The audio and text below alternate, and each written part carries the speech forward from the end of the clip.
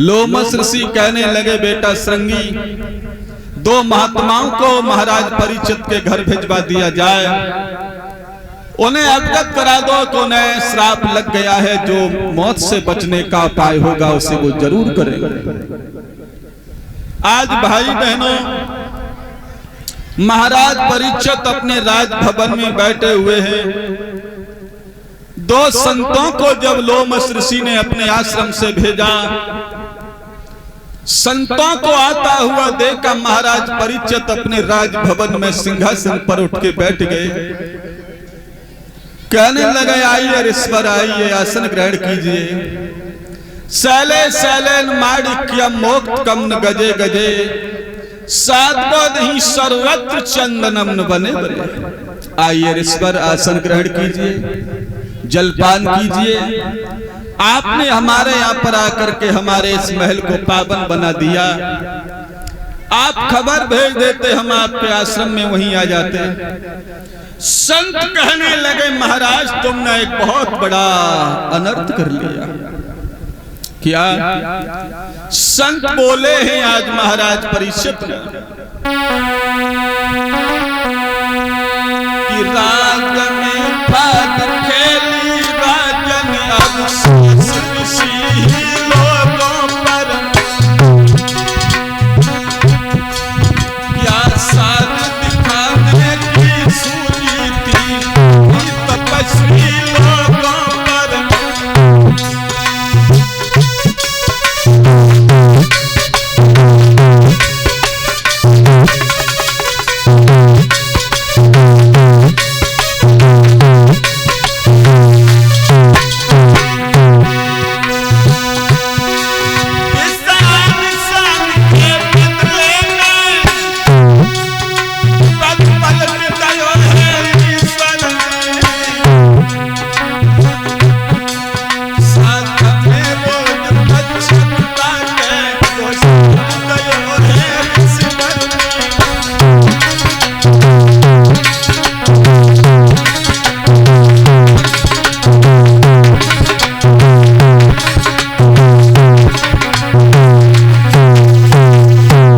संतों ने अवगत कराया कि महाराज तुमने घोर पाप कर लिया है, लोमस ऋषि का अपमान करके। आपको श्राप लगा हुआ है कि 7वां दिन होगा तक्षक नाग तुम्हें डसेगा, तुम्हारी मौत हो जाएगी। उस मौत से बचने के लिए जो बने उपाय वो आप कर लीजिएगा। अब महाराज परीक्षित बड़े चक्कर में पड़ गए। और एक बात भाइयों में और बताऊं आपको, जब हमारे और आपके ऊपर जुर्म अत्याचार होता है तो हम न्याय की भीख मांगने के लिए अदालत में जाते हैं, और अदालत की गद्दी पर बैठा हुआ न्यायाधीश अगर गलत काम करे तो उसे सजा कौन देगा? राजा ही चोरी करे, न्याय कौन घर जाए? इसे कौन सजा देगा? उसे भी सजा देने वाली शक्ति दुनिया में है। और भाई बहनों, राजा स्वदेश पूज्यते, विद्वान सर्वत्र पूज्यते। राजा की पूजा उसके देश में हो सकती है, प्रदेश में हो सकती है, लेकिन विद्वान की पूजा और संत की पूजा हर जगह हो सकती है।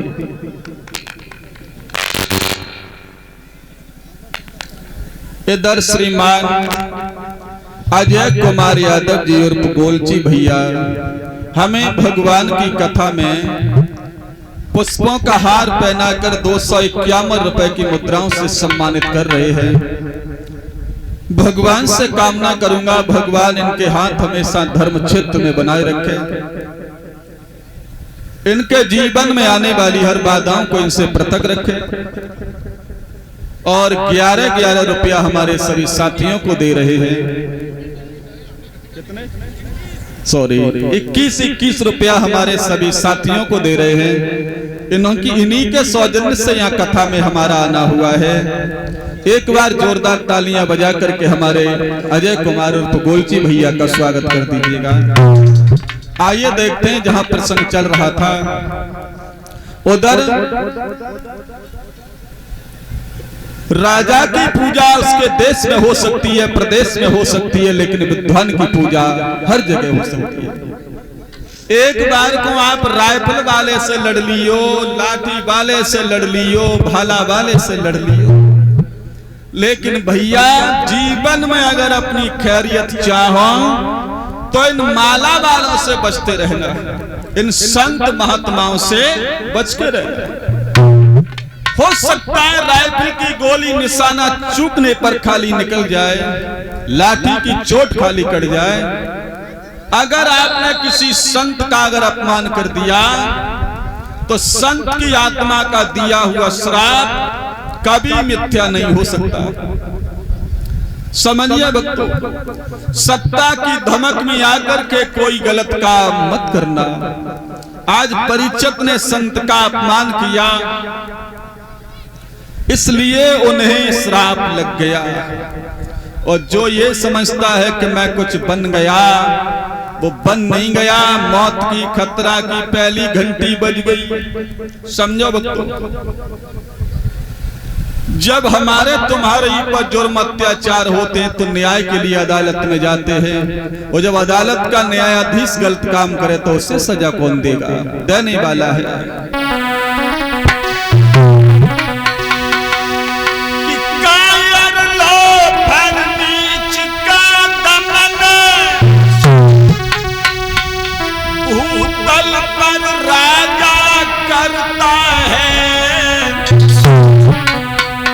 लेकिन राजा का राग बंद साधु का बाजा करता है।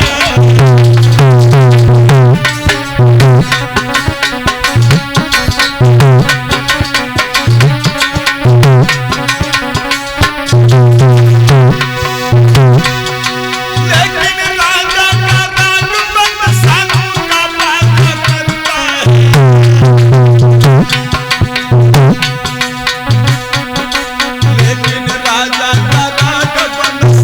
का बाजा करता है।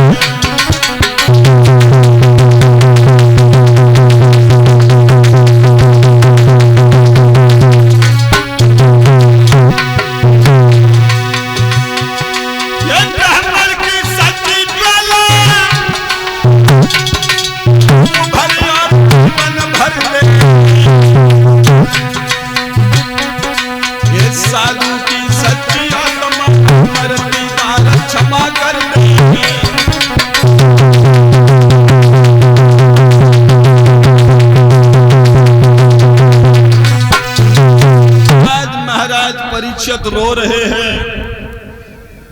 राजभवन में यह खबर फैल गई कि महाराज परीक्षित को श्राप लग गया। पूरे भारत में चर्चा हो गई कि दिल्ली के सम्राट महाराज परीक्षित को लोमस के पुत्र श्रृंगी ने श्राप दे दिया।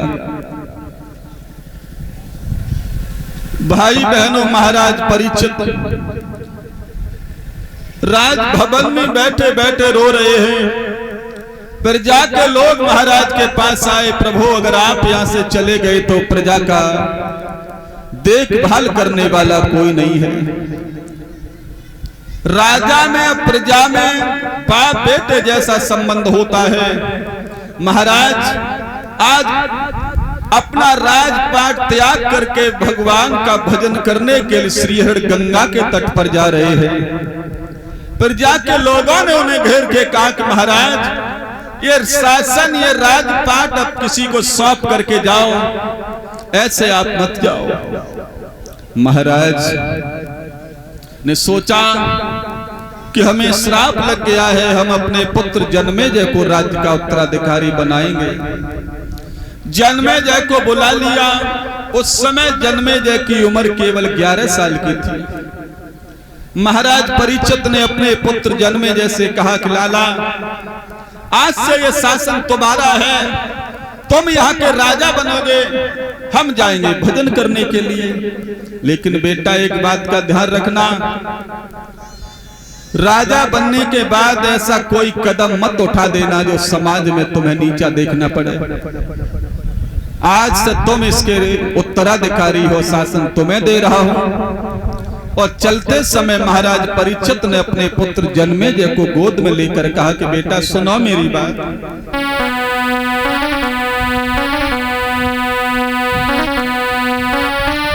अरे हमने गद्दी दई तुम्हारी भई लला राजधानी,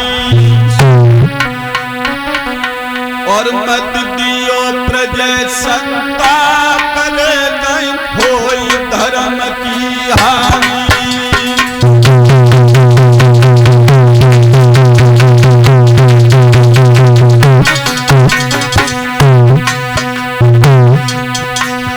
मत दियो प्रजय संताप ले होई धर्म की हानि।